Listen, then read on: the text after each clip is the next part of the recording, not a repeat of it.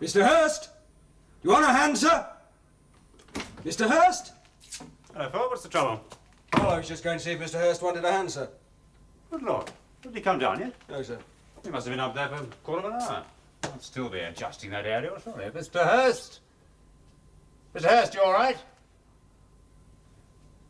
Come on, mate, have a look. Yeah, right.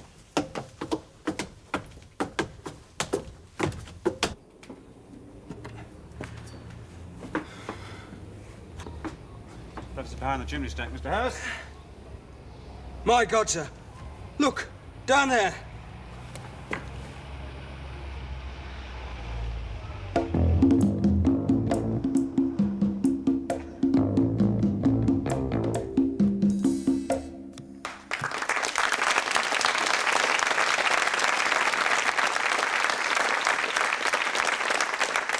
Good evening, once again.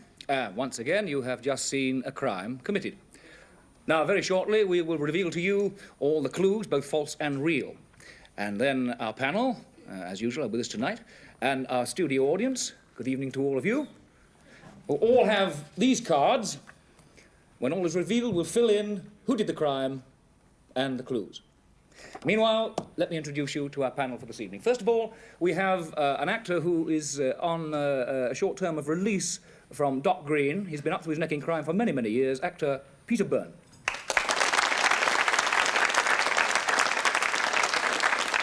We have a most delightful lady and a delicious actress who I'm sure has never been near a crime in her life.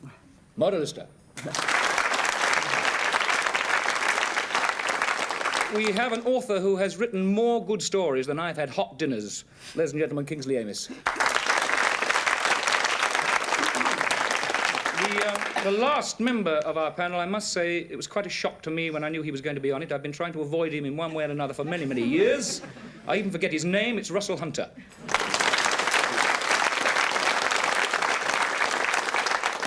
Just tell me something, mate.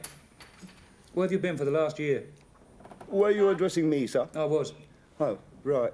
For the last year, Been inside, have you? I have been employed in the service of Her Majesty. Yeah, well, what would you expect? Fancy having him on a panel to investigate a crime. Ladies and gentlemen, without more ado, let's take you back to the scene of the crime. I'm sorry to have to ask you all these questions, Mrs. Hurst. I must just get the facts. Such a dreadful accident. And all because he was trying to fix an aerial and... Now, you were on the top floor when it happened. Yes, I was in the living room with Mr. Rushworth. That's you, the company sales manager, yeah. Did you see or hear anything, shout anything like that? Nothing. We were just up there talking. Now, the rest of the building below the top floor is the company's office and workshops. Do the employees see anything, or are they all gone home? No, they all go off at 6, and of course this didn't happen till after 7. Excuse me, sir, the ambulance. Yeah. Would you go upstairs, Mrs. Hurst? I'll come and talk to you up there. Would you like to...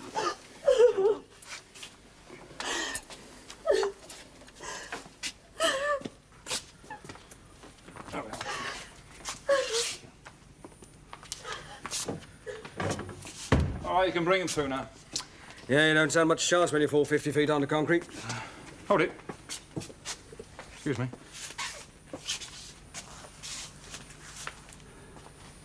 There's grass on his shoe.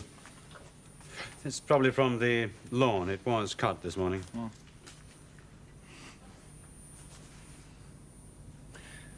That's weed killer.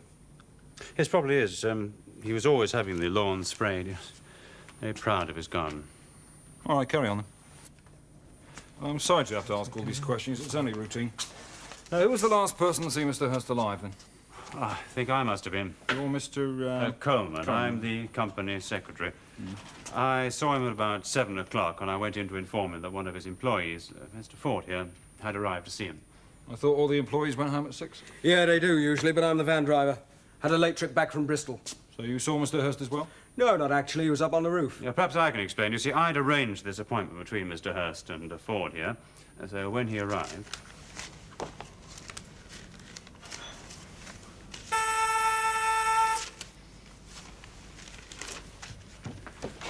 Is that you, Ford? Yes, Mr. Coleman. Just wait there for a moment, will you? I'll tell Mr. Hurst you're here. Right, sir.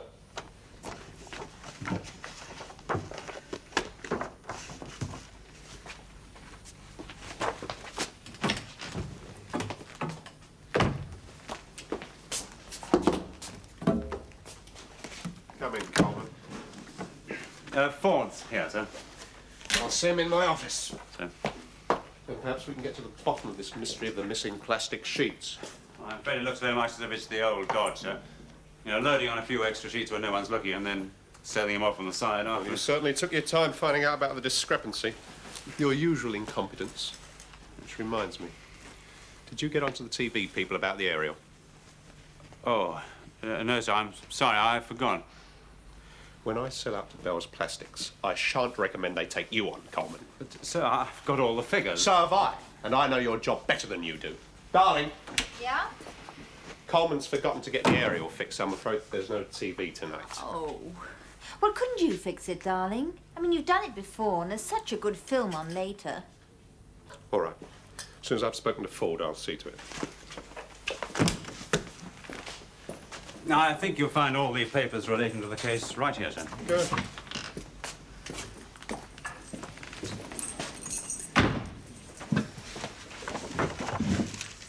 Of course, you realise, Coleman, that with Ford's prison record, it's more than likely he stole the plastic sheets. Sir. Now, let's compare the orders with the loading bay dockets. Loading bay dockets. They'll be in the file. You're supposed to have gotten them out! How long's it going to take you? Well, 5 minutes at the most, then. While you're doing your job properly, I'll go up and fix that blasted aerial, and when I come back, I want all the facts and figures on my desk. Yes, sir. I'll tell Ford to be waiting right here, sir, till you come back down.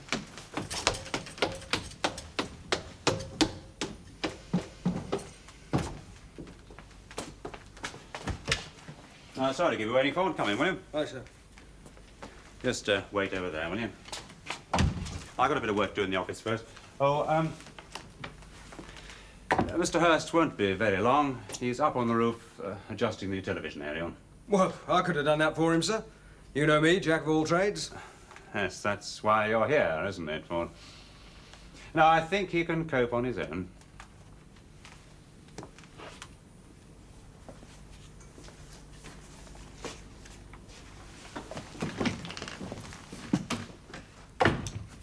Well, I found the papers I was looking for, waited for a quarter of an hour, and then went up on the roof to find him with Ford here. I see. How long were you in the office with Mr. Hurst before Ford came in? About a minute, I think. Why? So presumably during that time somebody might have nipped up the stairs without being seen? I suppose so, yes. All right. I'll be in the office if you should want me.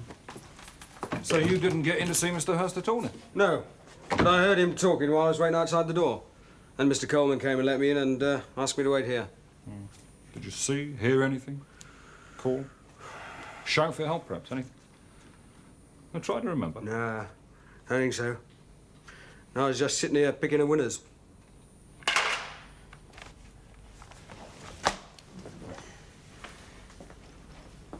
Would you like another drink, Mike? Oh, I do hope he fixes this aerial soon. Yeah, so do I.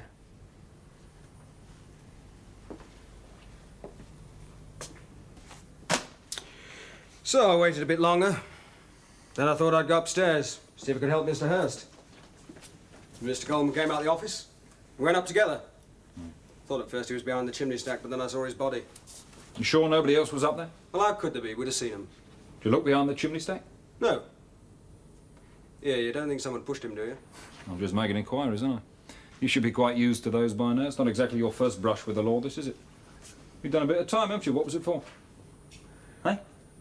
Come on, it's going to come out. Well, I did a bit of begging with violence when I was a bit younger. But murder... You said anything about murder? Listen, I know you lot. You're onto something, aren't you? Oh, we'll see, won't we? Tell me something. Now that the governor's out of the way, who's likely to benefit round here? Well, I suppose Mrs. Hurst. She'd get the firm. And Mr. Rushworth, the sales manager, wouldn't exactly be demoted if she was in charge, if you see what I mean. Well, everybody in the firm knew about it. Except presumably Mr. Hurst.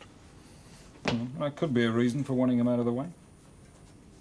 But then so could the threat of going back inside for stealing. Suspicion of stealing, Sergeant. Welcome back. We have the rest of the story to come, but for those of you who just arrived, put your feet up. Here's the story so far. Mr. Hurst, managing director of Hurst's Plastics, has fallen to his death. Now, Sergeant Powell is worried about 1 or 2 points, such as the smell of weed killer and some cut grass on only one of the dead man's shoes. Mrs. Hurst, the widow, is naturally very distraught, and she is being comforted there by Mr. Rushworth, the company sales manager. Mr. Ford there is one of the van drivers. Now, he is under suspicion of stealing plastic sheets, and when he arrived for his interview, Mr. Hurst was very conveniently on the roof. Mr. Coleman, the company secretary, was working in Mr. Hurst's office, and if Ford's story is true, Mr. Coleman could not have got onto the roof without passing him. So, let's continue with the story.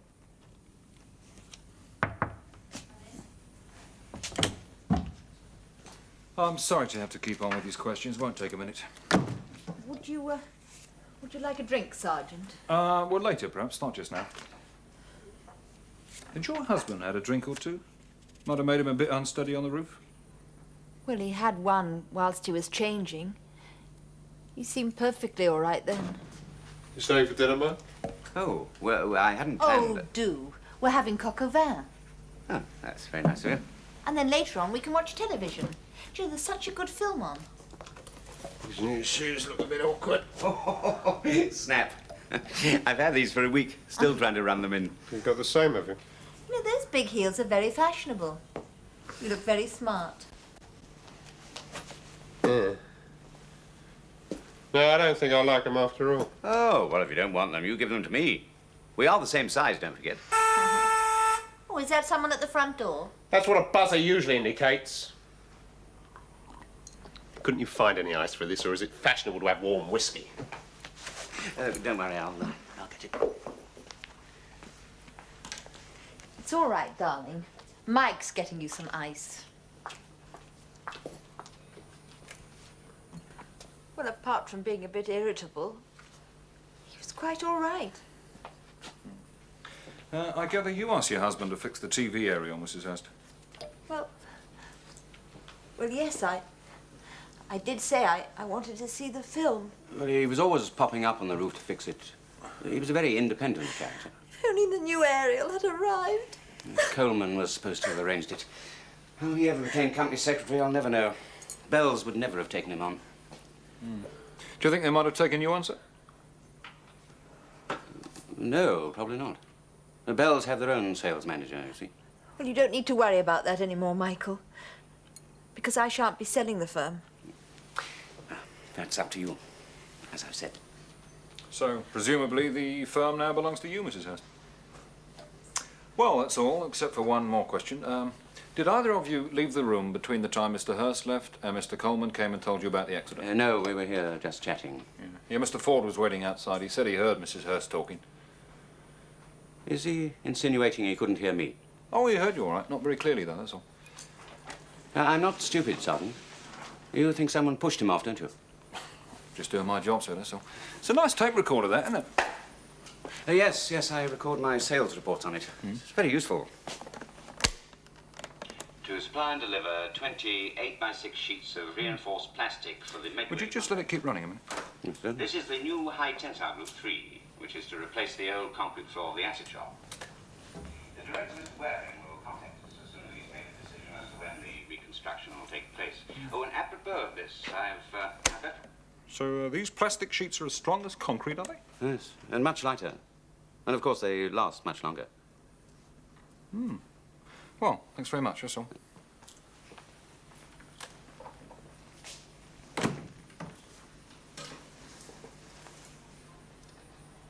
So am I right, Mr. Coleman? Then you were sorting out some papers for Mr. Hurst in here. Yeah, that's great. Mr. Ford was sitting outside. He claims to have heard something falling. He thought it came from in here. Oh, yes. It was a hot day, and I turned to open the window, and I just hit this phone onto the floor. Well, that made a bit of a clatter. Yeah, it's been a bit of a stifler today, isn't it? Yeah. Let's have a look out here, then. It's pretty, isn't it? The lawn comes right up to the house. Yes, very nice. No. This is the lawn they use the weed killer on, isn't it? Yes, why? I'm not quite sure yet. Yeah, it's a curious thing. The grass And the smell of the weed killer was on only one shoe.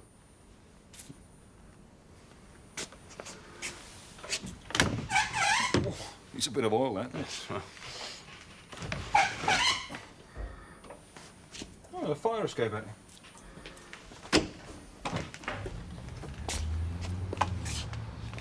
Ah, didn't go right up to the roof then.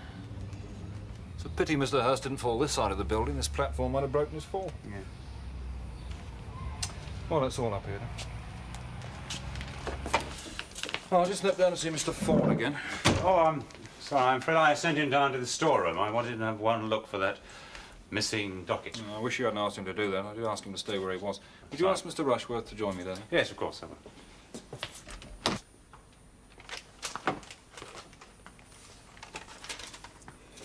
Found what you're looking for? Hey? What? Well, no, I'm not looking for nothing. Well, in that case, you won't mind if I have a look, will you? These are yours, are they? No, they're store managers. Well, he's not here, unfortunately. Right, 06128, 06129, 06130, 3133, and 34. Where's 32? Well, I don't know, do I? It's missing. Well, probably got mislaid or something. Unless somebody ripped it out, put in what they wanted to, and flogged a few plastic sheets on the side. Here, are you accusing me? What time did you get back from Bristol this evening? Oh, about 7:15, I suppose. I parked the van and went up to see Mr. Hurst. Where did you park the van? Well, just outside the stores. Look, I'll show you on a map. I sort of came along here, realised everyone had gone home, so I brought the van right round here. Parked right outside the stores, and that's the way up to Mr. Hurst's. And where do you normally park it? Well, I usually park it round the front with the other vans, you see. Patch number 7, that's mine. Well, there. Yeah. It's interesting. It's the exact spot where the body was found.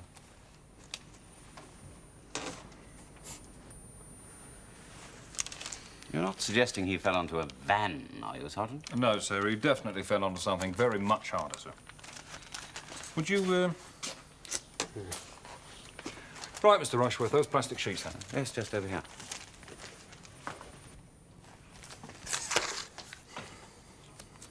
You were right. They are quite light, aren't they? Oh, yes, yes. That's half their selling point. And the other half was their strength. That's right. Baskets everywhere. Would you care to buy a couple, Sergeant? No, thanks. If one of your drivers went to, say, Bristol, for instance, would there be any way of checking what time he left there? Oh, yes. As long as you knew who he was delivering to. Fine. So then, it appears that Mr. Hurst went up onto the roof and he fell to the ground, here. The only trouble is, he was pushed.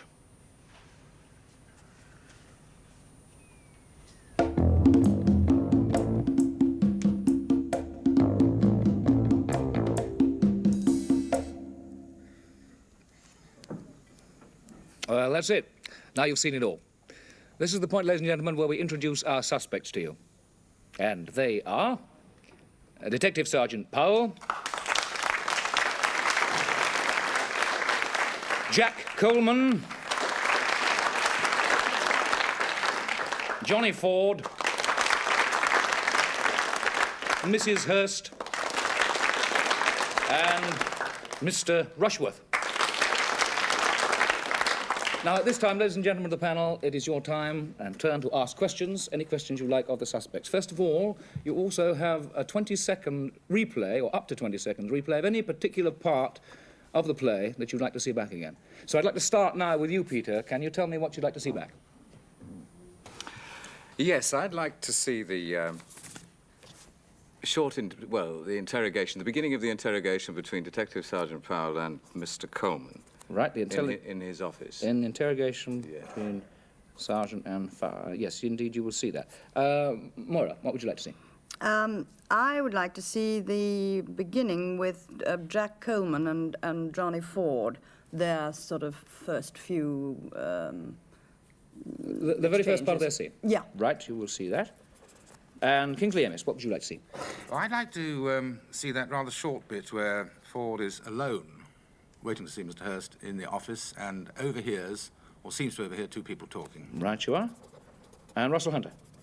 I would like to see again the last 20 seconds. The very end of the Yes. piece, right? You will see that. Now, while they're sorting that out, Getting them ready for you.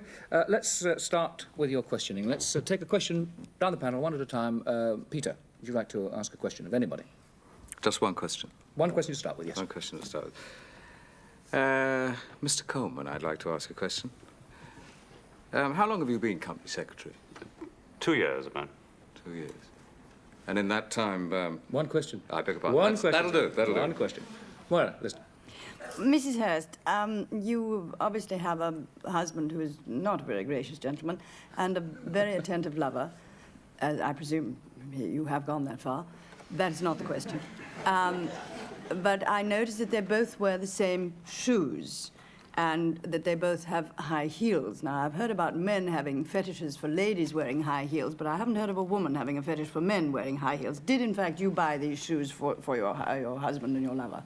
Yes, I did. I always buy my husband's shoes. Because your husband I think you're a bit happy. presumptuous to say he's my lover, though, actually. I see. I find that rather upsetting. Yes, I would agree with that. It has not been proved. It has been stated, but not necessarily proved. I see. Kingsley Amos, would you like to ask a question? Yes, indeed. Sergeant Powell. I'm going to ask two questions in one here. Yes, I thought you might. What was the result of the investigation you must surely have conducted into the possibility that the body was moved after death? Well, it's not strictly police procedure to reveal any facts of that nature at this particular time, I'm afraid. Well, thank you very much, sir. Touche. Russell Hunter, do you have All a I can question? say is he's plainly been watching Peter burn, isn't he? I would like to ask a question, if I may, of Mr. Coleman. Mr. Coleman, sir, when Mr. Hurst was when he said he was going to go up on the roof to fix the aerial, you immediately afterwards said to Mr. Johnny Ford, suspicious character, you said to him, no, before that, before Mr. Ford came in, you said to Mr. Hurst... Well, I think we're almost at the question. Yes. Stand by. I think we're almost there. You said to Mr. Hurst, the dockets aren't here, I'll get them. Mr. Hurst said, yeah, you go on and get them. I'm going up to fix the area while you're doing it. Did you, in fact, ever get those dockets and put them on Mr. Hurst's desk? I sorted them out, yes, but I never got round to putting them on his desk because I went off to find him, and with the tragic results. Yes. We have now arrived at the first replay, and it is, in fact, Moira Lister, yours. Hurst has just gone up to the roof. Coleman is about to admit Ford to the reception, and it'll be coming up on your screens, if you pay great attention, at this very second. Sorry to keep you waiting. Ford, come in, will you? Hi, sir. Just wait over there, will you? I've got a bit of work to do in the office first. Mr. Hurst won't be very long. He's up on the roof adjusting the television aerial. Well, I could have done that for him, sir. You know me, jack of all trades. Yes, that's why you're here, isn't it, Ford? Well, there we are. Moira, has that helped you? Would you like to ask a question on... Actually, hasn't helped me at all. Actually, wasn't the bit I had in mind at all. Oh, dear, dear. Oh, what a pity. I'm so sorry about that. There was a lovely bit with the clock, which I thought I'd discovered a clue on. Yes, but it wasn't oh, I at see, all, no. yes. You forgot where the clock bit came, did you? Well, I'll ask a question now that Please, you've shown that yes. bit. Yes, I want to know, why did you very suspiciously close that door as soon as Mr. What's his name, Ford, came in? To whom are you speaking? I'm talking to Mr. Coleman. Mr. Coleman. Mr. Coleman.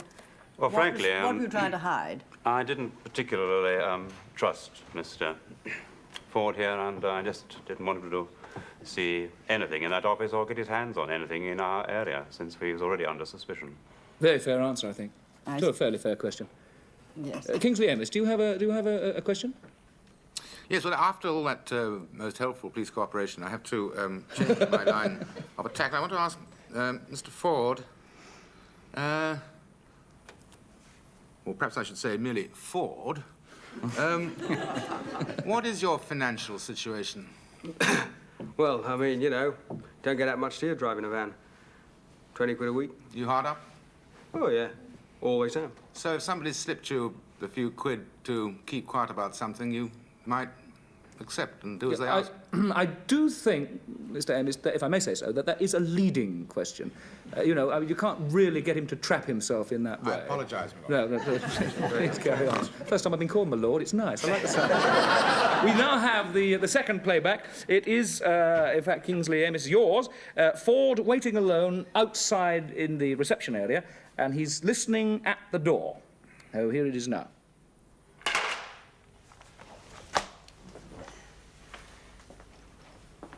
Would you like another drink, Mike? Oh, I do hope he fixes this aerial soon. Yeah, so do I. I see you're taking notes like mad. It must have helped a bit. Would you like to ask a supplementary question on the strength of that? Yes, I would. I'd like to ask Mr. Ford. Now, did that conversation you overheard sound to you? You have good ears, good hearing, I imagine? Well, like yours, I suppose. You know, one that's is very not much like good. Still, another. perhaps you can do better. Did those voices sound to you totally natural? Would you be prepared to swear or give us your opinion that the two people supposedly talking were in fact both present at that time? Well, no, I couldn't do that, could I? I mean, you see, the one voice was all right, but the other was sort of muffled, you know what I mean? Yeah, that's what I thought. Thank you, Mr. Ford. Yeah, I think we know just what you mean. Great. Yeah. Peter Byrne, you're leaning forward, about to phrase a question. Yes and no. I'd like to get back to Mr. Coleman, if I may. Yes, please, please. You say you've been company secretary for 2 years. Yes, with this company. Yes. Could you just very, very briefly tell us what those duties entail? Well, it is keeping a general eye on the entire administration of a small company like this. I see. So you would know whether it was financially sound and so on? Yes, I would. Would you say that Mr. Hurst was a good businessman? Excellent in his way, yes. In his way? He seemed to have been drinking rather a lot. Do you think he was in full possession of, I mean, what's his business acumen, let us say? Was that? I think it was an excellent condition, yes. He did And not he allow was- his drinking to, shall we say, to interfere in any way with his business side. Gentlemen, excuse me, you can continue later. We now have the next playback. It is, Peter, your own. Right. The sergeant and Mr. Coleman going over to the window prior to going on to the fire escape. I believe that's what you wanted. So here it is. This thing, the grass, and the smell of the weed killer was on only one shoe.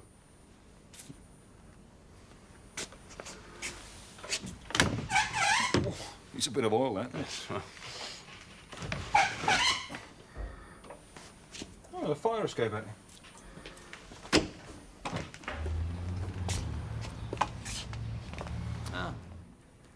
Well, anything on that?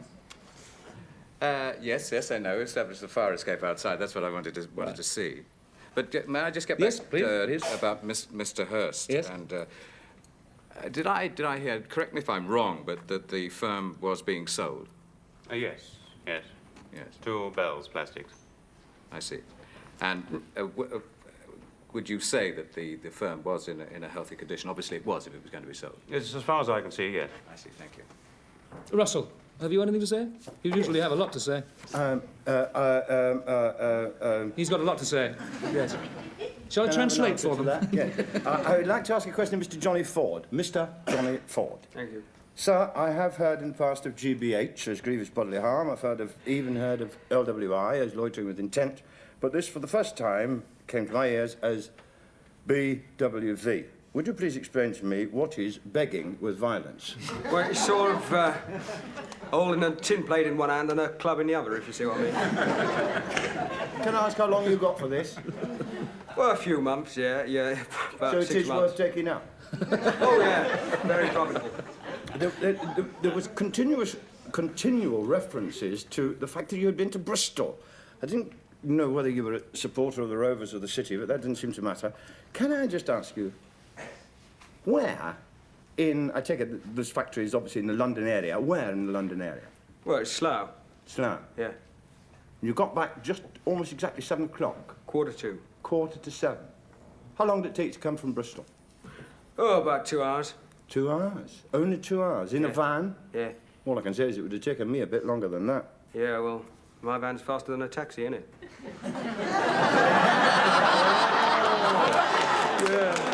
I'll tell you something for nothing. Anything's faster than his taxi. Thank you. Pleasure. We've got the final playback, and Russell, it's your very own. It is the very end of the play, which the scene takes place in the storeroom. It's the marking of the map area, just around there. So then, it appears that Mr. Hurst went up onto the roof, and he fell to the ground, here. The only trouble is, he was pushed. You even got a bit of music there. We've got to cut you very short now. It's got about 10 seconds more questions. So one question. Anybody? Yes, can I ask a question of Mrs. Hurst? Mrs. Hurst stated that the plastics factory, or whatever it was now hers. How did she know that she would get it in her husband's will? How did she know he'd even made a will? Well, I do know that he made a will. I mean, we've both made wills. I think it's a bit mean to go on about a will Mrs. Hurst, when please, you've just I died, beg you. don't Mrs. you? Hurst, please, dear, don't get upset at this point. Please, dear, calm her down, if you would. Ladies and gentlemen, that's all we have time for at this particular moment, the questions. I want the panel and the audience now, to studio audience anyway, to fill in these cards. Whodunnit, and as many clues you can possibly spot. We'll be back very shortly with the answer to Whodunnit. I hope those of you at home will hurry up and make up your minds. We'll be back soon. See you then.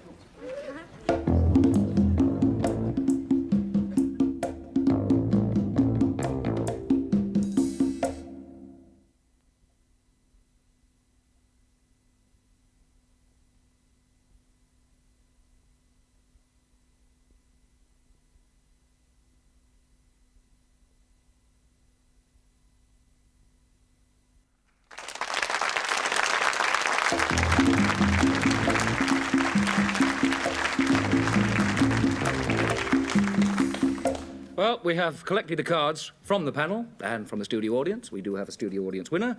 And now let's go down the panel and find out. Peter Byrne, whodunit and one clue? Well, I tell you what, I think did it, but it doesn't match up with my clues, but... That's your problem, son. I was utterly bewildered. I think it was Mr. Coleman. You think it's Mr. Coleman? Why? Yes. Well, one of the reasons was the business about the television repair. He didn't get anybody to repair the television, even though he knew Mr. Ford was jack of all trades, etc. Moira Lister, who done? Well, I think it was Rushworth aided by Coleman because the bearded fellow, he's Mr. Coleman, actually lied blatantly when he said he was in the room only for a minute because I looked at the clock and there was 5 minutes on the clock and he said he was only there for a minute, which gave him a lot of time to do all that bit of shove him out the window, get him in the car, put him in the right spot, get his shoe off, put his shoe back, all that bit, see?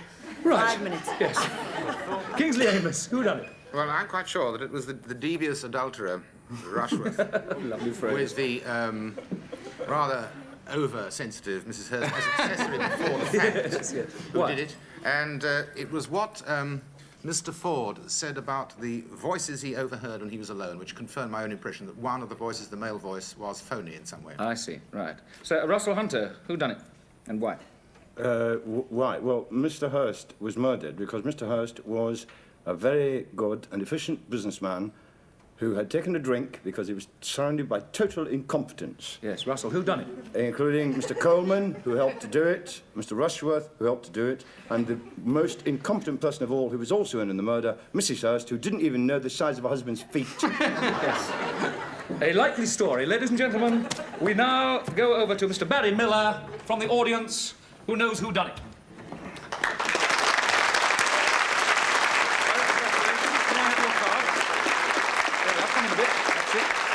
Yes, you've got the right person, and you've got 1, 2, 3, 4, 5, 6 clues. Very, very good. We have here a selection from the pieces from the play. You can choose one of any of them. There's the mower there, there's the tape recorder, typewriter, watch. We've even got some weed killer. I don't know if you find that useful. No. What would you like? I think the tape recorder. The tape recorder, sir, is yours. With pleasure, and our congratulations. Thank you very much. Bye-bye.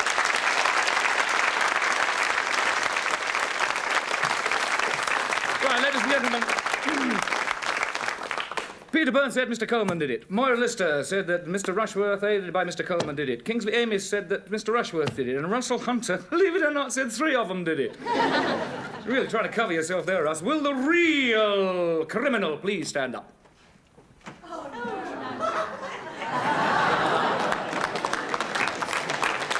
So, ladies and gentlemen, it gives me great pleasure to announce that the winner of our competition today is, of course, Peter Byrne. So, Peter will be receiving a cheque for £50, £25 from this week, £25 from last, to be sent to the charity of his choice. I'll read the reason how it happened and some of the main clues out. You see, Coleman threw Hurst out of the office window onto one of these heavy, or rather thick, plastic sheets down below. He went down to the fire escape, moved the body, returned the plastic sheet and came up the fire escape. The basic clues were that the grass and smell of weed killer on one of Mr. Hurst's shoes. Hurst wore brand new shoes, so where does the grass come from? The window opening would have been heard by Ford because he heard the phone drop. In fact, Russell Hunter got every clue but all the wrong people, except, one. And you, in fact, Peter, you got some very good clues. I didn't get any clues. Yes, you did. Actually, You got two. You got two. I couldn't. You also got one. He said had access to the company books, which is very good. Very good. That. Well, ladies and gentlemen, by the way, I must tell you that the motive is quite simple. It would have ruined Coleman's career, the merger of the two companies. So it is quite simple when you know, isn't it? Next week, we have for you a special kind of mystery. It is a twin death where only one person dies. So you just spend the next week thinking about that. It's good night to our panel, and good night to our cast, and good night to you. God bless you, and have a very, very happy week. Bye-bye.